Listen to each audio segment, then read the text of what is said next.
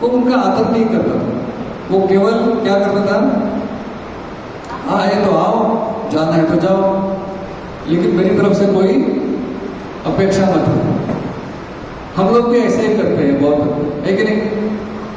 कोई साधु आए, कोई महात्मा दिखे, ठीक है, आ रहा है जा रहा है, कोई फर्क नहीं पड़ता है हमको भी, हम भी वैसे ही हैं। शास्त्र कहते हैं कि साधु और संत के पास हमें कुछ लेके जाना नहीं चाहिए, बल्कि उनसे कुछ लेके आना चाहिए। आजकल के साधु महात्मा उल्टे तरीके के हैं। वो बोलते हैं कि आपने मुझे कुछ दिया नहीं, है ना? आजकल के साधु महात्मा क्या बोलते हैं? वो कहने के लिए साधु है, लेकिन उनकी नजर किस पे है कि आप मुझे क्या दोगे, कितना पैसा दोगे, दान में आपने क्या डाला, उनके ऊपर नजर रहती है। ये सही साधु नहीं है। जो सच्चे साधु होते हैं वो ये चीजें नहीं देखते। सच्चा साधु केवल देना जानता है, लेना नहीं। तो क्या देना चाहता है सच्चा साधु? सच्चा साधु केवल और केवल जो भी जनता है उनको भगवान की सेवा में लगाना चाहता है। उनको वो भगवान देते हैं, भगवान का नाम देते हैं और भगवान की सेवा करने की विधि देते हैं, भगवान की पूजा करने की पद्धति देते हैं। साधु का स्वतः का कोई इंटरेस्ट नहीं होता, कोई उसमें उनका स्वार्थ नहीं होता। साधु का एक ही मकसद होता है कि जो व्यक्ति भगवान से दूर गए हैं उनको भगवान से जोड़ना है।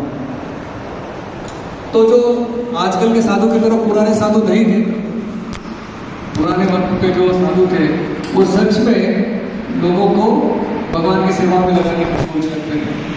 उनको ये नहीं था कि राजा हमारे आदर करेगा नहीं करेगा, कोई फर्क नहीं पड़ता था। परंतु भगवत गीता में भगवान बोलते हैं कि यद यद आचरण की सृष्टा तब एवं करो जला, कि जैसा जैसा आचरण श्रेष्ठ व्यक्ति करता है, ये जो प्रजा है, जो जन है, ये उसका अनुकरण करते हैं, उसको फॉलो करते हैं। जैसे अगर कोई हमारी कठिन दृष्टि से श्रेष्ठ व्यक्ति हो, मान लीजिए कि स्कूल के मुख्याध्यापक हो या बच्चों के लिए टीचर हो, अगर वो मुख्याध्यापक या फिर वो जो शिक्षक है वही गलत कार्य करेंगे तो बच्चों को क्या सिखाएंगे? या मुख्याध्यापक जैसा काम करेगा बाकी शिक्षक वही काम करेंगे। तो इसीलिए जो श्रेष्ठ है, समाज में भी जो श्रेष्ठ है, उस श्रेष्ठ व्यक्ति का जो आचरण होना चाहिए वो श्रेष्ठ होना चाहिए, वो शास्त्र संगत होना चाहिए। वरना क्या होगा, समाज में जो आज अराजकता फैली हुई है, समाज में जो ये बुरी आदतें फैली हुई है, ये आदतों का बढ़ावा होगा अगर राजा शास्त्र संगत ना हो। तो वो राजा जो था वो साधु संतों की कोई इज्जत नहीं करता था। तो इस वजह से जो साधु थे वो भी सोचते थे कि ये राजा जो है अगर ये भक्त रहता तो पूरा जो राज्य था वो भी भक्ति में लग जाता, लेकिन अभी ये राजा भक्त नहीं है। तो कैसे समझाया जाए इसको कैसे समझाया जाए? तो एक दिन एक साधु जो है वो राजा के पास जाते हैं और राजा को बोलते हैं कि राजा, आप प्रजा की तो अच्छी सुरक्षा कर रहे हो, प्रजा के लिए सारे इंतजाम कर रहे हो, तो आपके अपने लिए भी एक चीज करिए। तो अच्छा, तो मैं मेरे लिए क्या करूं, खुद के लिए क्या करूं? तो बोलिए कुछ नहीं करिए, मेरा एक निवेदन है, उसको मान जाइए, आपकी भक्ति हो जाएगी। वो बोला, बोलिए क्या चाहिए आपको? तो मुझे कुछ नहीं चाहिए, आपके राज्य में ढिंडोरा पिटवा दो कि जो भी कोई महामूर्ख है वो महामूर्ख आके राजा के पास आएगा और राजा के संरक्षण में राजा उसको खाने पीने के रहने की सारी जगह कर देगा, अवेलेबल कर देगा। उसको केवल महामूर्खों को राजा के साथ रहना है और कुछ नहीं करना है। राजा बोला, इतनी सी बात, मैं इतने सैनिक पालता हूँ, इतने सारे ब्यूरोक्राट्स है मेरे पास, इतने सारे जो सेनापति है, जो मंत्री है, तो उसमें एक जना और जोड़ लिया तो क्या क्या फर्क पड़ेगा? कोई बात नहीं। तो राजा तुरंत ढिंडोरा पिटवा देते कि राज्य में जो कोई सबसे महामूर्ख आदमी है वो मेरे पास आए, उसको मैं पगार दूंगा, उसको खाने पीने रहने के लिए सारा कुछ दूंगा। उसने केवल आके राजा के महल में रहना है और कुछ नहीं करना है। और राजा बोला कि उसको मैं एक डंडा दूंगा, वो डंडा लेके वो हर तरफ जाएगा, बस मेरे पास रहेगा, मैं जहाँ जाऊंगा वो डंडा लेके मेरे साथ चलेगा, इतना ही काम करूंगा। तो राजा बोला, तो सारे प्रजा सोच लेगी कि राजा ने आज कर क्या, अलग ही चीज है, कोई बात नहीं। पूरे राज्य में कौन बनेगा मूर्ख? अगर आपको कोई बोलना चाहे, यहाँ पे कोई डिंडरा पिटवा दे कि जो कोई महामूर्ख है वो आए, उसको मैं डंडा दूंगा, एक हाथ में डंडी दूंगा, वो मेरे साथ बैठा रहेगा, तो कोई आएगा सामने? आप बोलिए, जो बड़े लोग हैं, कोई आएगा सामने? क्यों नहीं आएगा? अपने आप को मूर्ख कौन बोलेगा? और मूर्ख तो मूर्ख, ये तो महामूर्ख है। तो सारे लोग हंसेंगे, क्या ये महामूर्ख है, कोई डंडा पकड़ के बैठा, नहीं ये महामूर्ख है कि नहीं? आप में से कोई बच्चा अगर मॉनिटर बनाने को बोले तो कौन तैयार होगा? मॉनिटर बनने के लिए कौन तैयार है? सारे तैयार होंगे कि नहीं? सबकी इच्छा है मॉनिटर बनना है। लेकिन अगर बोला कोई महामूर्ख बन जाए, कौन बनेगा? कोई नहीं बनेगा, है ना? तो बड़े लोगों में भी ऐसे, छोटों में भी नहीं है। तो एक व्यक्ति आया कि मैं महामूर्ख की पदवी लेना चाहता हूँ और मैं आपके पास रहूंगा। तो राजा बोला ठीक है, कोई बात नहीं, उसके रहने खाने की व्यवस्था कर दी। और वो महामूर्ख क्या करता था, जहां राजा जाता था वहां पे जाता था, उसके पीछे पीछे। राजा अगर प्रजा में घूमने जा रहा है, ये डंडा लेके उनके पीछे जा रहा है, लोग हंसते थे, देखो ये महामूर्ख राजा के पीछे, महामूर्ख है, महामूर्ख। ऐसा चलता रहा।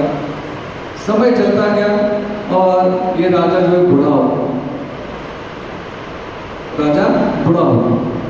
तो बूढ़ा होने के बाद में उसने सोचा कि अरे अब मुझे मेरे राज्य की व्यवस्था कर देनी चाहिए, क्योंकि मृत्यु कभी भी आ सकती है, तो मुझे राजकाज की व्यवस्था कर देनी चाहिए। तो उन्होंने तुरंत सेनापति को बुलाया, सेना की व्यवस्था क्या होगी सारा कुछ उनको समझा दिया। मंत्रियों को बुलाया, मंत्रियों को अच्छे से अपने काम समझा दिए, और अगर कोई मंत्री हटाना है तो हटा दिया, नया मंत्री लगा दिया, जो भी है वो कर दिया।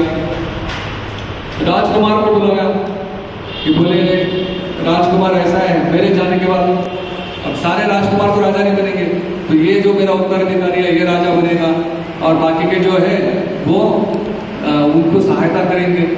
अपना मतलब सारा काम उन्होंने बांट दिया, जो भी था सारा काम बांट दिया। पत्नियों की व्यवस्था कर दी पीछे कि अगर मेरी मृत्यु हो जाए और पत्नी रहेगी तो पत्नी के लिए अलग महल बनवा दिया, वहाँ पे रहना खाना नौकर चाकर सब कुछ इंतजाम कर दिया। अब राजा ने सोचा कि अब मैंने सारे काम कर दिए, उसने सब काम कर दिए थे क्या? नहीं, क्या काम रह गया? नहीं, एक काम रह गया उसका। क्या काम रह गया? नहीं, उसने महामूर्ख की व्यवस्था नहीं की ना अभी, ठीक है नहीं? अगर राजा चला जाए और जो राजकुमार राजा बन जाएगा वो बोलेगा मैं नहीं रखना महामूर्ख, तो इसको नौकरी से हटा दो, तो पूरा हो जाएगा ना। तो फिर राजा को याद आया कि मैंने सारा काम तो कर दिया, लेकिन उस महामूर्ख की व्यवस्था नहीं की मैंने। तो राजा गए, इनको जाना है कहीं, कल्याण जी मंदिर स्कूटर है, तो महामूर्ख जो है उसकी व्यवस्था कर दिया, सॉरी उसके पास गए और राजा बोला कि हे महामूर्ख, तुमने इतने सालों से मेरी व्यवस्था की है, मेरी सहायता की है, मेरे साथ खड़े हो, और देखिए जहाँ राजा जाता था वहाँ पे वो उनके साथ जाता था। तो एक तरह से राजा को आदत पड़ गई थी उस महामूर्ख, हम समझ रहे हैं? एक आदत पड़ गई, एक ठीक है मित्र तो नहीं है लेकिन वो साथ में तो है। तो राजा गए उनके पास और बोले कि महामूर्ख, तुमने मेरी बहुत सेवा की है इतने सालों तक, अब मैं जाने वाला हूँ। तो मूर्ख बोला कि कहाँ जाओगे? कि नहीं, मुझे अब जाना पड़ेगा, शरीर छोड़ के जाना पड़ेगा। अभी तो नहीं जाना, थोड़े दिनों बाद, थोड़े सालों बाद जो भी है मेरा समय आएगा तो उस वक्त मुझे जाना पड़ेगा। तो महापुरुष बोला कि ठीक है महाराज, आप जाना चाहते हैं तो मैं आपके साथ चलूंगा। तो बोलते अरे तुम मूर्ख तो मूर्ख ही रहा, मैं जहां जाने की बात कर रहा हूं वहां पे तुम नहीं जा सकते। अच्छा, मैं नहीं जा सकता, ठीक है, तो थोड़े नौकर जाकर थोड़ा सा सिपाही वगैरह सारे लेके जाइए, क्या पता आपको कोई वहां पे आपके ऊपर आक्रमण कर दे। तो बोला कि नहीं, मैं ऐसी जगह जा रहा हूं वहां पे मुझ पे कोई आक्रमण कर ही नहीं सकता। तो बोल रहे कि अच्छा, ये भी नहीं हो सकता, ठीक है, सेवा करने के लिए खाना तो उनको बनाना चाहिए, तो आप रानी को साथ में लेके जाना। रानी को लेके जा सकते हैं क्या? तो बोला कि अरे तू महामूर्ख तो महामूर्ख रहा, वहां पे रानी भी नहीं जा सकती। अरे ठीक है, राजा के साथ में मैं नहीं जा सकता, सैन्य नहीं जा सकता, रानी भी नहीं जा सकती, थोड़े से पैसे लेके जाओ, इधर धन संपत्ति इकट्ठा करी है, आप वो धन संपत्ति लेके जाओ। तो बोले कि नहीं, ये धन भी नहीं वहां जा सकता, खाली हाथ आए थे खाली हाथ जाएंगे, तो जैसे मैं आया था वैसे मुझे जाना पड़ेगा, तो वहां पे मैं धन भी नहीं ले जा सकता। अच्छा ठीक है, तो आप क्या चाहते हैं? तो बोले मैं ये चाहता हूं कि मेरी मृत्यु होने के बाद जो भी यहाँ राजा बनेगा मेरा बेटा, वो तुम्हारी रक्षा करे ना करे, तुम्हें पगार देना दे, तो ऐसे करना, मैं तुम्हें कुछ पैसे देके जाता हूँ, उस पैसे से तुम अपना निर्वाह करना, और जब तुम्हारी मृत्यु आएगी या जब तुम्हारा समय हो जाएगा तब तुम ये डंडा किसी और महामूर्ख के हाथ में छोड़ के चले जाओ। अब समझिए, ये डंडा जो तुम्हें दिया हुआ है, ये किसी और महामूर्ख को ढूंढ के उसके पास देके चले जाओ। अब जैसे ही राजा ने ऐसे बोला तो महामूर्ख ने क्या किया, वो डंडा लिया, राजा के हाथ में थमाया और बोला कि मैं जा रहा हूं। क्यों? राजा गुस्सा खा गया, बोले ये क्या कर रहे हो, तुम मुझे महामूर्ख समझते हो, तुम मुझे मेरा मजाक उड़ा रहे हो, तो तुम मुझे डंडा लेके जा रहे हो। तो बोले और नहीं तो क्या, आपको जब पता था कि आपको ऐसी जगह पे जाना है जहां पे धन संपत्ति नहीं जा सकती, जहां रानी नहीं जा सकती, सैन्य नहीं जा सकता, कुछ भी नहीं जा सकता, तो आपको जहां जाना था उसकी तैयारी क्यों नहीं किया? उसके बजाय आप ये भोग संगत में क्यों लगे रहे? है कि नहीं? मृत्यु के बाद में ये चीजें तो जाती नहीं है। मृत्यु के बाद क्या जाता है? जो आपने भगवान की भक्ति करी है वही जाती है। तो बोले कि ये जो आपने किया इतना सारा, सीधे साधु महात्मा आपके, वो राजा के साथ सारा घुमा है, इतने साधु महात्मा आपके साथ आए, मैंने आपके यहाँ पे आते हुए देखे, ये करे, आपने एक से भी सीख नहीं ली, और पैसा इकट्ठा करते रहे, राज्य बढ़ाते रहे, जो आप साथ में लेके नहीं जा सकते। तो आपके जैसा महामूर्ख और कौन है? तब राजा के दिमाग में लाइट चमक गई, अरे ये तो बात सही है, ये तो बात सही है। तो उसी वक्त राजा ने अपने राज्य का त्याग किया और किसी साधु के संगत में जाके, शरण में जाके, वहां पे उन्होंने भगवान का नाम लेना, भक्ति करना शुरू किया। तो अब ये राजा जो है, ये एक तरह से सिंबॉलिक रिप्रेजेंटेशन है, एक तरह से ये हिंदी में क्या बोलते हैं, सिंबॉलिक रिप्रेजेंटेशन, मतलब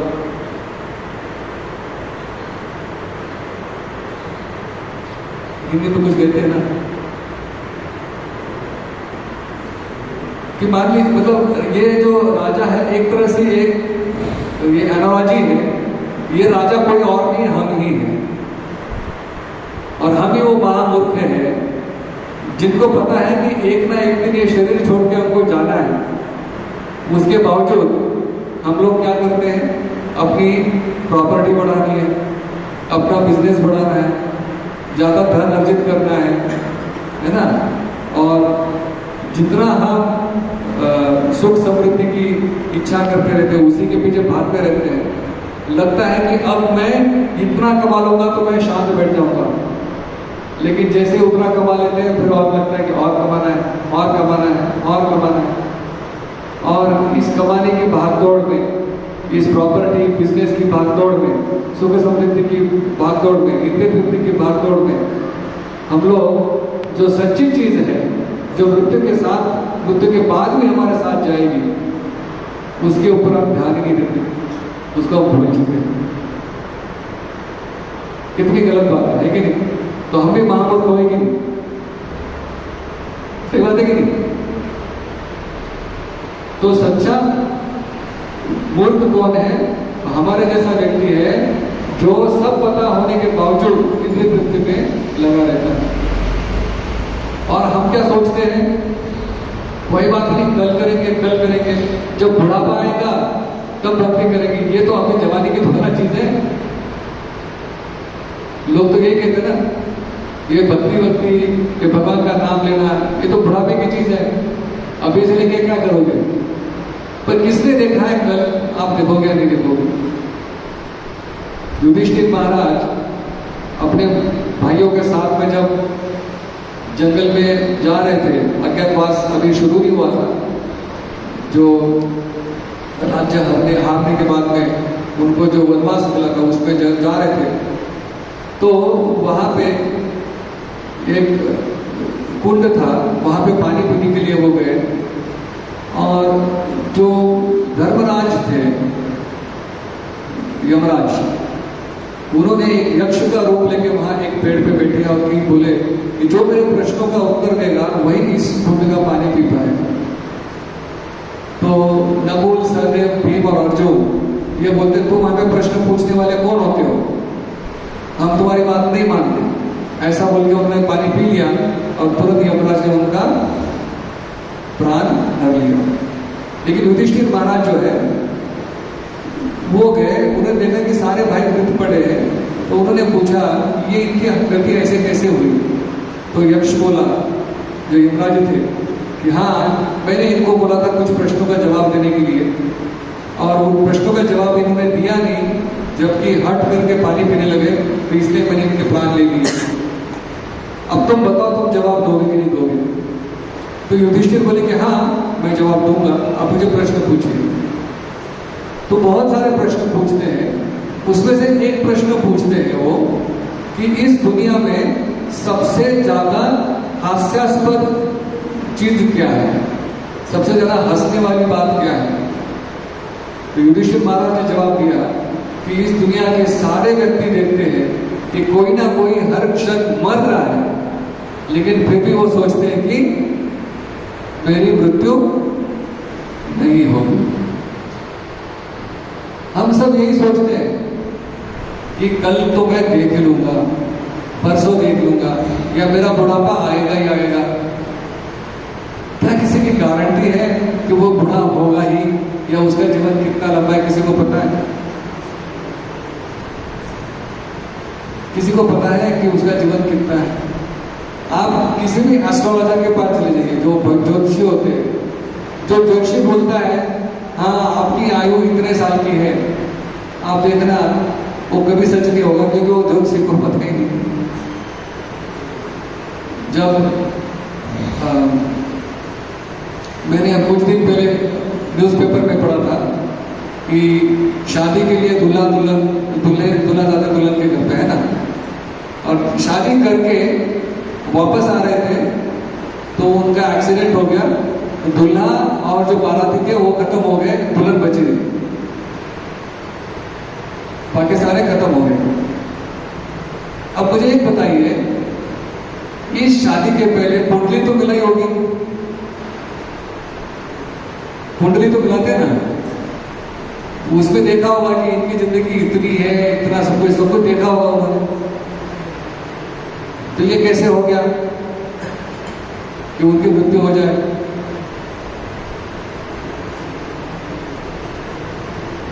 कोई जवाब है? आपको बता रहे, कोई जवाब बता रहे? क्या बता रहे? बताइए बताइए, कोई नहीं। कुंडली सब मिलाते हैं। जैसे राम भगवान है, हाँ। राज्याभिषेक हुआ था सुबह, और दूसरे दिन उसका हो गया वनवास, तो कुंडली तो उनकी भी मिलवाई थी राज्याभिषेक की। हाँ। राज्याभिषेक के कितने कितने प्रखंड विद्वान थे, तो वो भी मिलाए थे कि उनका राज्याभिषेक होगा तो होगा ही इस टाइम पे। नहीं, वो भी निर्णय सही ये नहीं था। आपको मैं बता रहा हूँ, आप बैठ के बोलिए, कोई दिक्कत नहीं। भगवान जो लीला करते हैं वो भगवान अपनी इच्छा से करते हैं। वहां वशिष्ठ मुनि को पता था कि ये चीज होने वाली है, लेकिन ये चीज होनी जरूरी थी क्योंकि भगवान का अवतार हुआ था रावण का खात्मा करने के लिए। अगर वहां पे राज्याभिषेक हो जाता, भगवान अगर राजा बन जाते, तो आपको क्या लगता है रावण का युद्ध होता? कभी नहीं होता। तो वो भगवान के लिए चीजें, हमारी जो भौतिक चीजें है ना, उनको अप्लाई नहीं करती है। लेकिन हमारे लिए, जैसे मान लीजिए अभी ये जो गौरव प्रभु मेरे साथ आए हैं, वो पिछले हफ्ते मैंने बताया था कि उनके कोई रिलेटिव थे, नहीं ये नहीं, इनके नंद कुमार प्रभु दूसरे आए थे। उनके हस्बैंड वाइफ मोटरसाइकिल पे जा रहे थे और बातें कर रहे थे अच्छे से कि हाँ शाम को हमने ये करना है, ये करना है, ऐसे करना है, वैसे करना है, सभी बातें चल रही थी। अचानक से मोटरसाइकिल के इसमें उस लेडी का दुपट्टा फंसा तो गले में फांस लग के नीचे गिरी, उसी क्षण खत्म हो गई। तो किसी ने क्या सवेरा कल का देखा है? अगले क्षण क्या होगा किसी को पता है? नहीं पता। एक पिलानी में ऐसी बात हुई थी पिछले साल, जो जयपुर में रहते हैं, वो जयपुर से आए, कुछ 5 मिनट का काम था, ज्यादा नहीं था, 5 मिनट का काम था। टैक्सी लेके आए, घर के बाहर टैक्सी खड़ी करी और बोले कि 5 मिनट में चलना है तो गाड़ी बंद मत कर, गाड़ी बंद मत कर, मैं अभी आ रहा हूँ। घर के अंदर गए, कुछ जो भी काम था 2-3 मिनट में जो भी किया, बाहर आए, गाड़ी में बैठने के पहले जो ऐसे सीमेंट का बना रहता है, उसके ऊपर उनका पैर सटक गया और पैर गिरते ही, एक मिनट मैं बात कर रहा हूँ ना, अभी मैं बात करूँ फिर आप बोलिए। तो पैर सटक के गिरे नीचे, सर पे चोट लगी, उसी समय खत्म हो गया। वो गाड़ी वाला बेचारा गाड़ी बंद नहीं किया। अब देखिए क्या उन्होंने सोचा होगा कि तो अगले क्षण क्या होगा मेरे साथ? वो तो यही सोच के चले कि अपने गाड़ी में बैठ के निकलने वाला। तो कोई नहीं जानता कि अगले क्षण हमारे साथ क्या होगा। मरना सत्य है। तो जब मरना सत्य है तो मरने के लिए हम प्रिपेयर क्यों नहीं कर रहे हैं? है ना? यही तो जो मैंने अभी स्टोरी सुनाई, जो कथा सुनाई, उसका जो सारांश है यही तो है कि मरना तो हर किसी को है, कब मरना पता नहीं है, तो क्यों ना हम मरने के लिए प्रिपेयर करें। क्योंकि भगवान क्या कहते हैं भगवद गीता में, अंत काले च मामेव स्वर्ण मुक्त्वा कलेवरम, कि जो मृत्यु के समय मुझे याद करता है वो मेरे धाम वापस आता है। जो मृत्यु के समय मुझे याद करता है वो मेरे धाम आता है। वो जन्म मृत्यु के चक्कर में नहीं फंसता, फिर वो भगवत धाम वापस चला जाएगा, आध्यात्मिक जगत वापस चला जाएगा। लेकिन प्रश्न ये है, क्या मृत्यु के समय हमें भगवान याद आएंगे? अभी हमें ठोकर लगती है तो हमें क्या याद आता है? कि बच्चों को माँ याद आती है और बड़ों को गाली याद आती है। सही बात है? जिसे ठोकर लगे ये गाली मारेंगे, ये किसने किया, भगवान याद नहीं आएंगे। जब ठोकर लगने पे आपको भगवान की याद नहीं आ रही, तो मरते समय ऐसा कहते हैं कि मृत्यु के वक्त 40,000 बिच्छू काटने जितना दर्द होता है। आपने देखे होंगे बहुत सारे लोग, बच्चों ने, आप लोगों ने देखा होगा मरते हुए, कैसे होता है? उनके हाथ पैर ऐसे भींच जाते हैं, आंखें बाहर आती है, जिह्वा अंदर, दांत ऐसे भींच जाते हैं, जिह्वा अंदर जाती है, मसल्स पूरे अकड़ जाते हैं। क्यों? क्योंकि जीव जो है वो शरीर छोड़ना नहीं चाहता। तो यमदूत जो है वो अपना पाश डाल के जीव को खींचते हैं, वो छोड़ना नहीं चाह रहा और खींचते हैं। जैसे आपको मम्मी पापा घर यहाँ पे छोड़ के जा रहे थे तो क्या हो रहा था? एक तरफ से टीचर खींच रहे थे, एक तरफ से मम्मी पापा को आप छोड़ नहीं रहे थे, है कि नहीं? हो रहा था कि नहीं खुद से आ गए, बहुत बढ़िया। लेकिन जैसे माइक था, एक दूसरे से खींच रहे थे कि नहीं, माइक खींच रहे थे कि नहीं, तो खींचते हुए एकदम ऐसे ही, ऐसे ढीले से पकड़ा था कि टाइट पकड़ा था?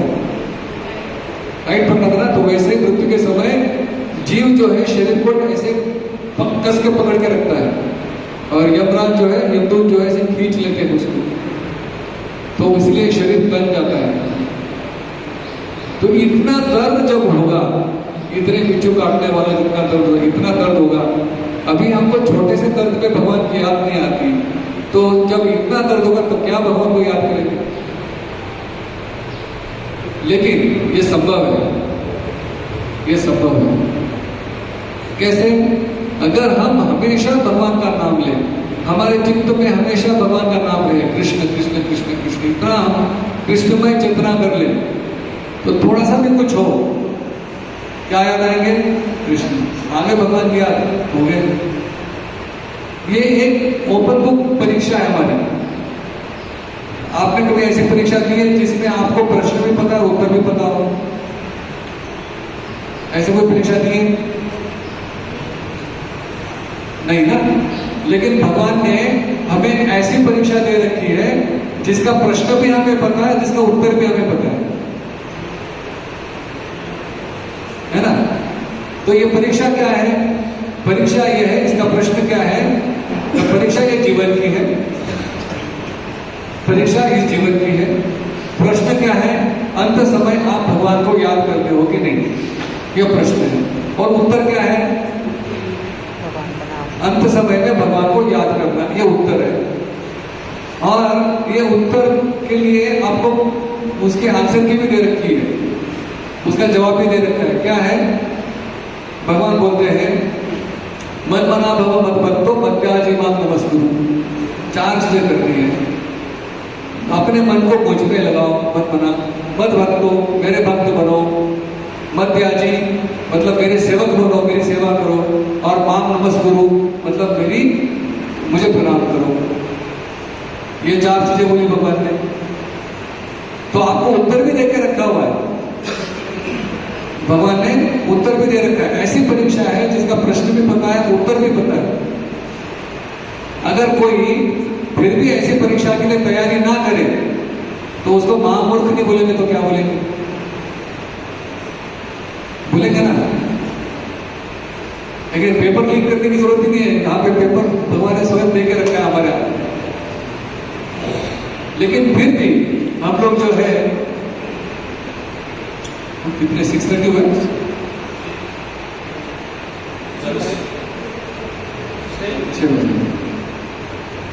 तो इतना हमें भगवान ने सुविधा दे रखी है, उसके बावजूद अगर हम भगवान के नामों की चिंतन न करें तो क्या होगा? मूर्खता है। परीक्षित महाराज को 7 दिन का नोटिस मिला था। हमको तो नोटिस पहले से आ चुका है, लेकिन परीक्षित महाराज जो है उनको 7 दिन का नोटिस मिला था।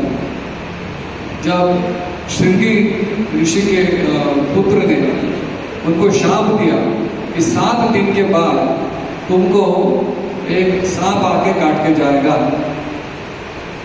और वो भी सांप ऐसा नॉर्मल सांप नहीं, फ्लाइंग स्नेक जो उड़ता हुआ आता है और अपने मुंह से आग बरसाता है। उसका नाम था तक्षक।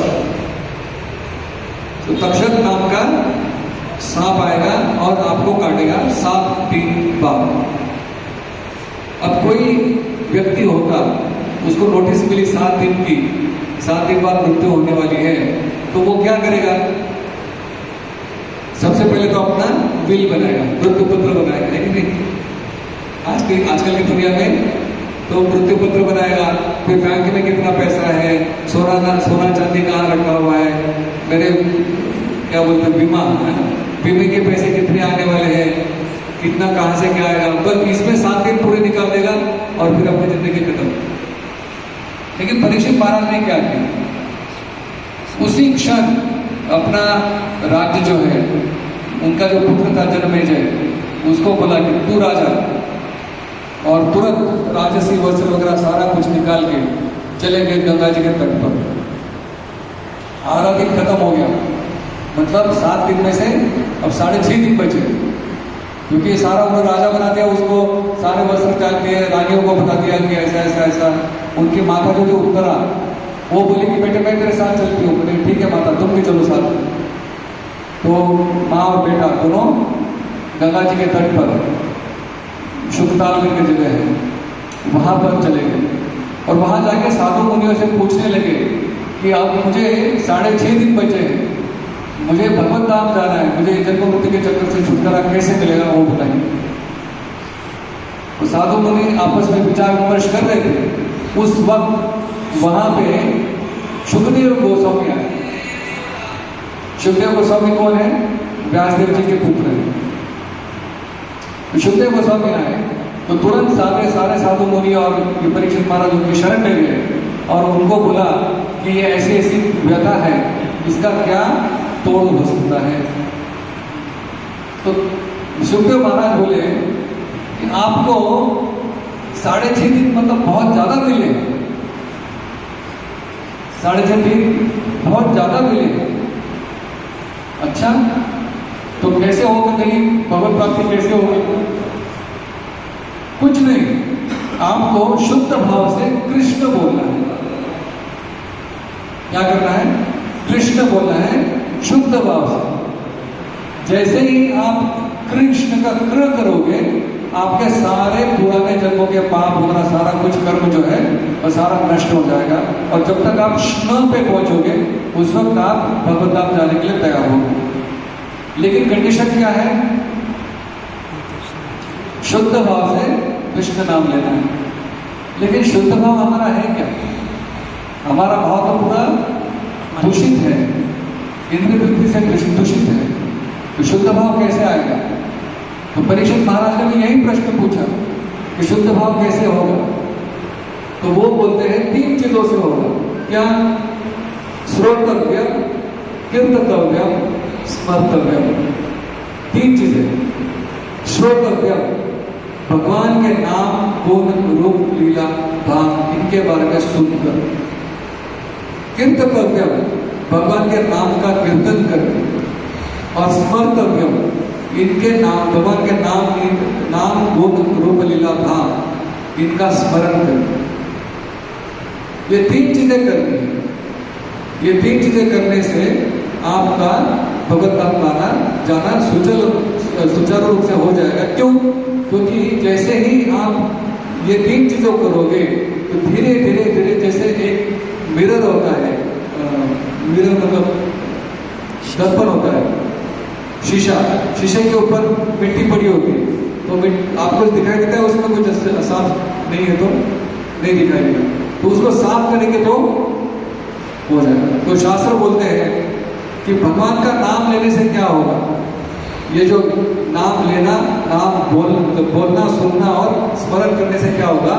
चेतो दर्पण मार्जनम, ये चित्त का दर्पण है, उसका मार्जन हो जाएगा, मतलब वो साफ हो जाएगा। और जब चित्त का मार्जन होगा तो हमें साफ साफ चीजें क्या दिखेंगी?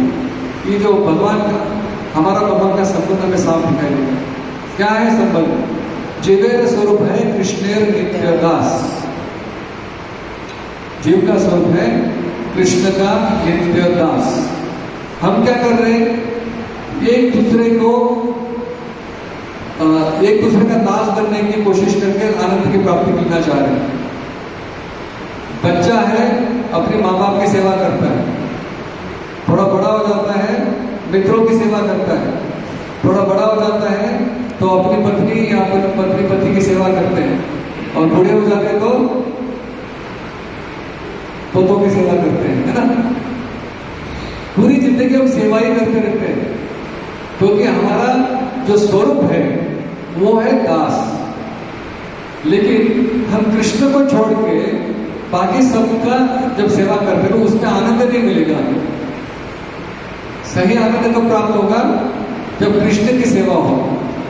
जैसे अभी हम कीर्तन कर रहे थे, कीर्तन करते हुए आप नाच रहे थे, है कि नहीं? आपको आनंद आ रहा था, आप भी कीर्तन सुन रहे थे, आनंद आ रहा था, है ना? क्यों? क्योंकि उस वक्त हम भगवान से जुड़े हैं। भगवान के नाम के द्वारा हम भगवान से जुड़े, इसीलिए हमें उस वक्त कोई भी दुख या कोई भी चीज याद नहीं है, उस वक्त आनंद आ रहा है, क्योंकि हम हमारी जो कॉन्स्टिट्यूशनल पोजीशन है उसके ऊपर स्थिर हो गए, इस वजह से हमें आनंद आ रहा है। लेकिन जैसे ही हमने नाम लेना बंद कर दिया, वापस भौतिक जगत पे हम हमारी भौतिक जगत पे आ गए और फिर हम इसमें फंस गए। तो बहुत सरल विधि है, शास्त्रों में बहुत सरल विधि है, नाम के बारे में सुनना है, बोलना है और उसका स्मरण करना है। तो प्रभुपाद जी हमें बोलते, हमारे जो संस्था के संस्थापकाचार्य हैं इस्कॉन के, वो बोलते हैं कि भक्ति क्या है। भक्ति बहुत ही सरल है। क्या है? खाओ, पियो, नाचो, गाओ, ये भक्ति। भगवान का प्रसाद खाओ, पियो, भगवान का नाम लो, नाम लेते हुए आनंद के से खूबी नाचोगे आप, है ना, और गाओ, भगवान के नाम को गाओ, बस नाचो, गाओ, खाओ, पियो, चैंट एंड बी हैप्पी। भगवान का नाम लीजिए और सदा आनंदित रहिए। इतनी सरल विधि है, लेकिन अगर हम इस सरल विधि को भी नहीं अपनाएंगे तो फिर वही राजा की तरह हम भी महामूर्ख बनेंगे। और खास करके जब पता चल जाता है कि इतनी सरल विधि है तो उसको भी नहीं अपनाएंगे, तो इससे ज्यादा छुटकारा तो इतनी ज्यादा छोट तो भगवान देंगे नहीं। कलयुग में केवल भगवान के नाम का कीर्तन ही एक साधन है भगवान प्राप्ति करने का, है ना। कली योगे कली दोषो निधे राजन अस्ति एक महत गुना। कली दोषो निधे राजन, परीक्षित महाराज को शुद्ध गोस्वामी बोलते हैं कि कलयुग जो है वो दोषेर निधि, मतलब दोष है कलयुग में। निधि मतलब संपत्ति है ना, दोषों की संपत्ति है कलयुग में। पर अस्ति एक महत गुना, उसमें एक महान गुण है। क्या है? कीर्तनादि एवं कृष्णस्य मुक्त संग परमृते। कीर्तनादि एवं कृष्णस्य, केवल कृष्ण का कीर्तन करने से मुक्त संग परम व्रजे, मतलब हम मुक्ति पा जाएंगे। इससे इस जन्म मृत्यु के चक्कर से मुक्ति पाएंगे और कहाँ जाएंगे? परम व्रजे, जो आध्यात्मिक जगत है, गोकुल वृंदावन है, वहां पे चले जाएंगे। तो कलयुग में बहुत ही हमें ये छूट मिली हुई है। सतयुग में बहुत ज्यादा तप करना पड़ता था, है ना। त्रेतायुग में यज्ञ यज्ञादि करना पड़ता था, द्वापर युग में पूजा करनी पड़ती थी, लेकिन कलयुग में बहुत ही आसान कर दिया है भगवत प्राप्ति, केवल भगवान का नाम लेने से। हरि नाम हरि नाम हरि नामेव केवलम करो नास्ते व नास्ते व नास्ते व गते रहे। जैसे आपको बच्चों को समझाना होता है तो आप समझाते हुए कैसे? ये काम कर, काम कर, काम कर, 3 बार बोलते हैं। तो शास्त्र भी वही चीज करते हैं। क्या बोलते हैं? हरि नाम हरि नाम हरि नाम, 3 बार हरि नाम बोलते। हरि नामेव केवलम, एव केवलम मतलब और कुछ नहीं है। हरि नाम के अलावा और कुछ नहीं है। क्या है? कलो नास्ते व नास्ते व नास्ते व गति रखे था। अगर कलयुग से गति पानी है तो नास्ते व, और कुछ नहीं है, और कुछ नहीं है, और कुछ नहीं है। तो शास्त्र हमें इतना सरल रूप से समझाते हैं, है ना। कली काले कृष्ण नाम रूपे कृष्ण अवतार। भागवत में बोलते हैं कि कलियुग में भगवान श्री कृष्ण का अवतार क्या है? नाम रूप में। कली काले नाम रूपे कृष्ण अवतार। और ये नाम कैसा है? नाम चिंतामणि कृष्ण चैतन्य रस विग्रह, पूर्ण शुद्ध पूर्ण मुक्त अभिन्नत्वा नाम नाम्ने। नाम चिंतामणि कृष्ण, ये जो कृष्ण का नाम है ये चिंतामणि है। चिंतामणि मतलब ऐसा मणि जो मांगे वो हमें देगा। तो नाम चिंतामणि है ना, ये कृष्ण नाम चिंतामणि। कृष्ण कृष्ण नाम एक चिंतामणि है, जो हमें जो चाहिए वो मिलेगा। हमें क्या चाहिए? सुख संपत्ति चाहिए, है ना। हम बोलते हैं ना, सुख संपत्ति घर आवे कष्ट मिटे तन का, ऐसा बोलते हैं ना, जय योगेश्वर, क्या है, सब कुछ है। भगवान की आरती करते हैं, जय जगदीश है, जय जगदीश। उसमें क्या बोलते हैं? सुख संपत्ति घर आवे कष्ट मिटे तन का। ये सुख संपत्ति तन, ये अगर ये भौतिक चीजों में हम लगे रहे तो कोई फायदा है नहीं। तो हमें सबसे बड़ी चीज क्या मिलेगी? आध्यात्मिक प्राप्ति होगी, भगवान का संग मिलेगा, आध्यात्मिक जगत में जाने को मौका मिलेगा, ये जन्म मृत्यु के चक्कर से निकलेगा। ये है सच्ची इच्छा। तो ये चिंतामणि है, नाम जो है ये इच्छा पूरी कर सकता है। और कैसा है? चैतन्य रस विग्रह।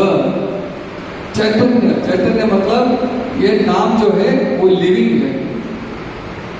नाम जैसे मैं अगर बोलूं पानी पानी पानी पानी पानी, पानी आ जाएगा क्या? पानी आ जाएगा? नहीं आएगा। लेकिन मैं अगर कृष्ण कृष्ण कृष्ण कृष्ण करूं तो कृष्ण आ जाएगा। ये है भगवान की शक्ति। आगे आगे तुम्हारे हृदय में आगे, तुमको बताएंगे कि तुम्हारे हृदय में आगे, है ना। चैतन्य रस विग्रह, भगवान का नाम लेने में एक आनंद है, एक रस है। इसलिए जब हम कीर्तन करते हैं तो हमें आनंद आता है ना। पूर्ण शुद्ध, ये नाम जो है शुद्ध है, इसलिए नाम लेने के लिए कोई भी नियम बाधित नहीं है। आप उठते बैठते चलते सोते कैसे भी है, आप भगवान का नाम ले सकते हैं। पूर्ण शुद्ध, पूर्ण मुक्त, ये भौतिक कार्यकलापों से मुक्त है। हम ये नहीं कि नहाने के बाद ही नाम लेना चाहिए, जरूरी नहीं। ये नहाना या गंदा होना ये शरीर का प्रॉब्लम है, नाम का नहीं है। पूर्ण मुक्त अभिन्नत्वा नाम नामिने, ये नाम और नामी मतलब कृष्ण और कृष्ण का नाम, इसमें भिन्नता नहीं है, ये अलग नहीं है।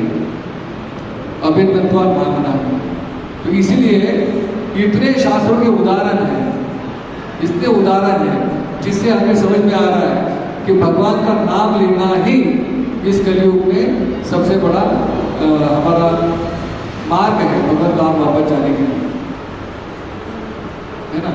तो अगर इतना सारा हमें पता चल गया तो करना क्या है? भगवान का नाम लेना। लेकिन कौन सा नाम लेना? नाम तो भगवान के अनंत है। भगवान का नाम है हरि अनंता, हरि नाम अनंता, है ना। हरि अनंत है और हरि के नाम भी अनंत है। तो कौन सा नाम लेना चाहिए? तो कलि संतरण उपनिषद में दिया है कि हरे कृष्ण कृष्ण कृष्ण हरे हरे, हरे राम राम राम हरे हरे, इति षोडशर नाम कलिकल्पश नाशनम नात्र परतरोपाय सर्ववेदेषु दुष्यते।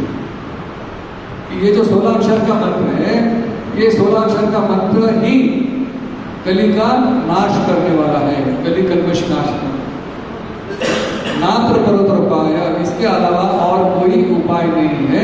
सर्ववेदेषु दुष्यते, सारे वेद शास्त्र पठन कर लो, आपको और कुछ नहीं कुछ नहीं मिलेगा।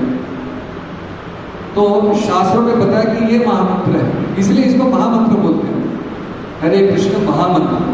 क्यों? क्योंकि ये पूर्ण शुद्ध पूर्ण मुक्त है, इसमें नाम लेने की कोई बाधा नहीं है, कोई नियम नहीं। आप जब चाहिए भगवान का नाम ले सकते हो, जैसे चाहिए भगवान का नाम ले सकते हो। इतना बड़ा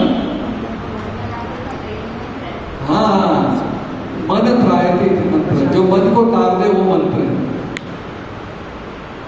तो हरे कृष्ण कृष्ण कृष्ण हरे हरे, हरे राम राम राम हरे हरे। इसमें क्या हुआ है? 4 बार नहीं, 4 नहीं, हरे कृष्ण कृष्ण कृष्ण हरे हरे, 8 बार हरे बोल आया है ना। 8 बार हरे। हरे कौन है? राधा रानी। और कृष्ण और राम, कृष्ण के ही नाम, ये 8 बार है। 4 बार कृष्ण 4 बार राम, कृष्ण मतलब जो हमें आकर्षित करते हैं, सर्व आकर्षति इति कृष्ण, जो सबको आकर्षण करते हैं वो कृष्ण है, और जो सबको रमाते हैं वो राम, जो पूर्ण आनंद का स्रोत है वो राम।